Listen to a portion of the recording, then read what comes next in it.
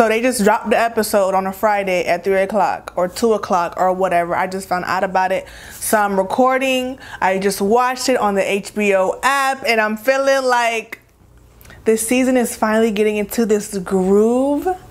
This episode gave me a nice feeling inside. Nah, like for real, it was dope. Don't mind how I look. I'm in my house chilling. This is very, very, very impromptu. And I almost didn't record this, but I watched the episode just now, so we here. If you are new, I'm Lexi, and we do these like little insecure chit chat. So as I go along, just comment, talk to me.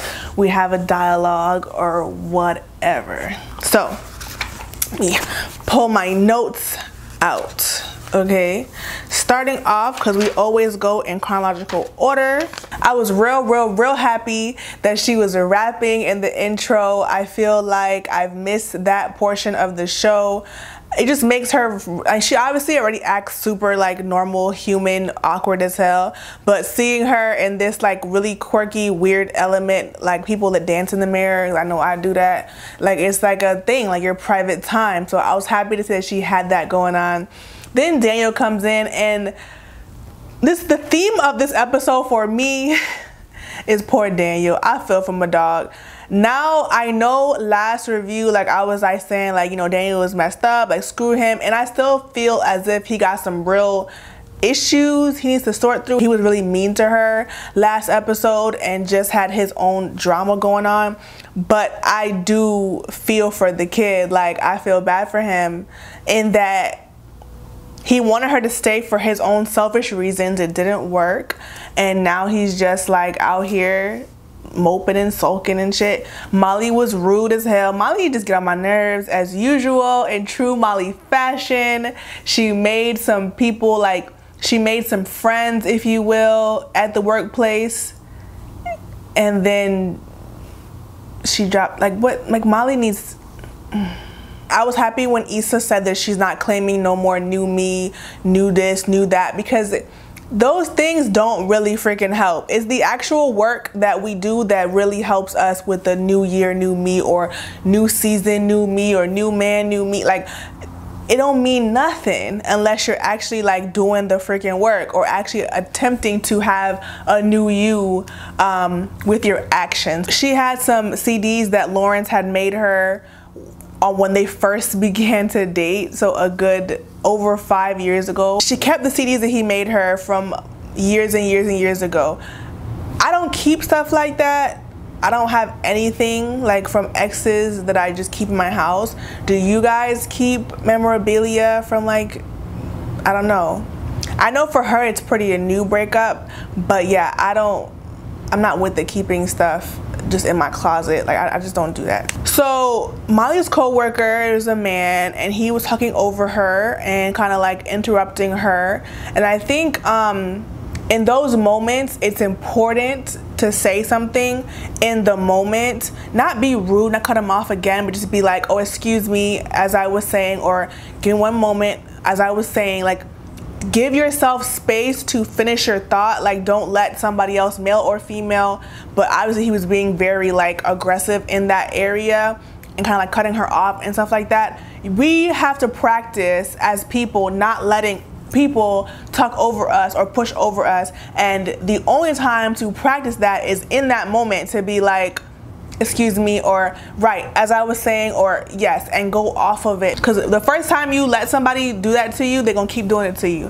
The first time you check somebody, it won't happen again, and it might happen 2 or 3 more times, and then they're gonna get the gist of it, and they're gonna leave you alone.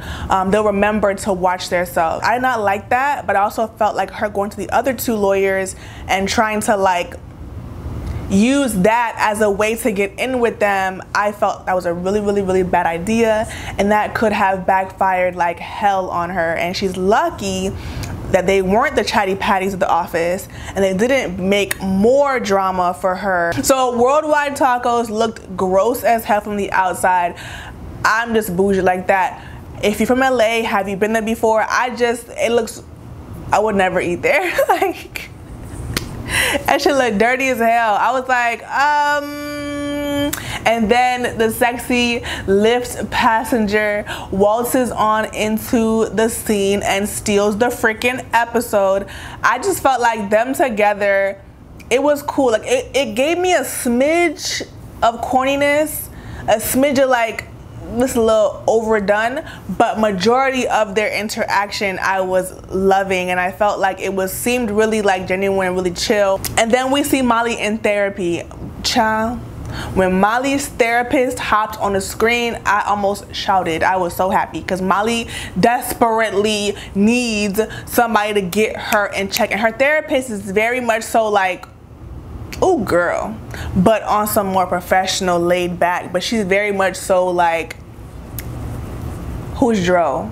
Like, run that back, who's Dro? Like, for real, we need to know. Let her know who's Dro, because you was really out here sleeping with this married man and falling in love and all kinds. So let auntie therapist know who's Dro. Great question, auntie therapist. So I was happy to see her back up and through there. She needs it. She needs someone to tell her that her shit does stink sometimes. She's not perfect. She could be an awesome lawyer, an awesome friend, whatever the case might be, but she can also be trash in other areas, like most of us in real life are. I was happy to see her back there. She needs it. It's good for us to watch a black woman on TV go to therapy and go through real life shit. This whole show is like a real life, it's very relatable. So I was happy to see her in that setting. The gem, the true gem that auntie therapist dropped was when she said that, why don't you work on being of service? Why don't you work on seeing what you can do to help people in your office, versus trying to figure out how you can be number one, or why you aren't number one, or that you should be number one. Like, she gave her great advice. But in true Molly fashion, what does Molly do, y'all? Molly decides to offer help to everybody in the office and cause rifts and cause drama. Why would you pull yourself in different directions? See, personally, I feel like the lawyers overreacted just a smidge. Like, you know, it's still a workplace. We're not best friends. But I can understand why they were just like, because it comes off now disingenuous. Now obviously it's still work, but they clearly have a bond, the two lawyers, and I think for them being females in the office, they were hoping after having a few convos or what have you with Molly that she would be a part of the girl crew, you know. But Molly is a part of the number one crew. Okay, Molly is a part of Molly's number one. Molly is on top. Molly is the best. That's her crew. Okay, so whoever she can like maneuver around and finagle with to get to the Molly is number one party of one crew, she gonna do it. So yeah, that was a little bit awkward.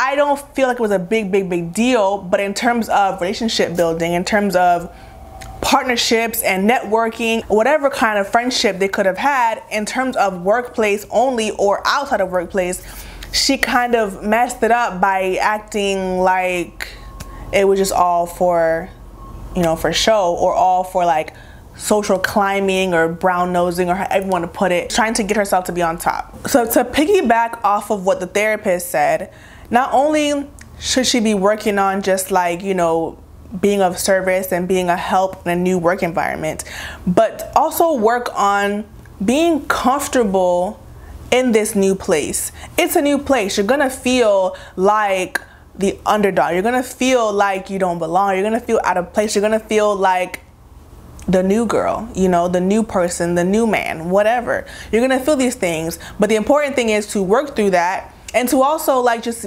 get used to the place, you know, get comfortable, make friends, make acquaintances, get comfortable with everything the way that it is without having to change it off rip. And that can go for anything and anyone in any environment, like just getting comfortable without immediately having to put yourself, you know, someplace else or get someplace. Child. So now back to Issa and the Lyft guy. I don't remember his name, I'm sorry. He's cute. They have a cute little chemistry, and it was a really cute little walking around LA date. It was also very odd. I was like, this is crazy. Like, is real life like this for some people? Because for me, it ain't like that. So I was just like, this is odd. This is odd. What do you guys think of this Lyft guy? Do you guys like him? Do you feel like he could be a lasting character? I knew once he gave her the tip in the Lyft app that we'd see him again. They break into her childhood home. First and foremost, I'm not breaking no laws. I don't belong in anybody's jail. I don't belong behind bars. I don't belong in a police car. And there's truly, truly, truly no reason for me to do this. Super cute, super funny, ha ha ha. Me not do it. I am not breaking in anywhere. Then they got in the pool naked. Like, isn't that like a felony? I don't know. I ain't getting, I'm not doing, I'm not with it. They are too grown. I am too grown. Like, what the hell? But it was real cute for the episode or whatever. Issa was very intimate and very open and honest with this guy. I don't know what he brought out of her, but she was extremely honest. And I feel like it's a freeing feeling to just be like, to live in your truth. Like, yeah, I fucked up, or yeah, this is who I am, blah, blah, blah. It's very freeing to be blunt and open with anyone. So it was really cool to see that, and to imagine like in real life having the chance to just be like, yeah, this is who I am, unapologetic about it, you know? So, and he was pretty cool. They were cool together. They go get their food after 10,000 years, and then she invites him to her house. I'm paranoid and I'm old in my spirit. Ain't going to my house, young blood. But, you know, it was cute. They came to her house, ate the tacos. They had some more awkward combos, and then they started kissing. And then the comedic relief comes in with the drama with the tenants. And we pretty much left off there with him leaving and saying, I want to see you again. And that's pretty much the end of the episode. Things moved very quickly. I was watching like, oh, clutching my pearls, honey. Things moved very, very quickly. And I was just sitting there like, poor Daniel.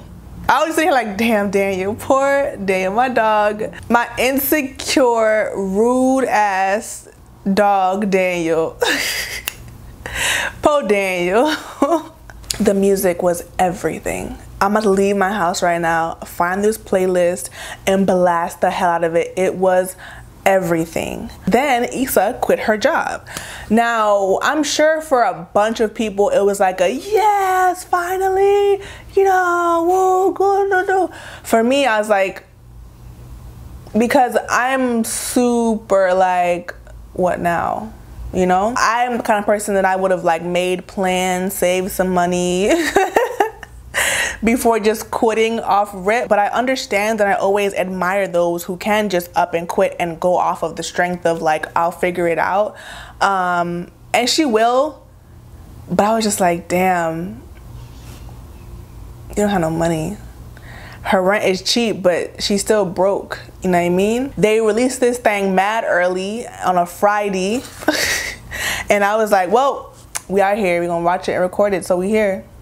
I hope that you guys enjoyed this video. Don't forget to comment down below what you think of the episode and my thoughts on the episode. If you are new here, subscribe. I do more than just insecure reviews.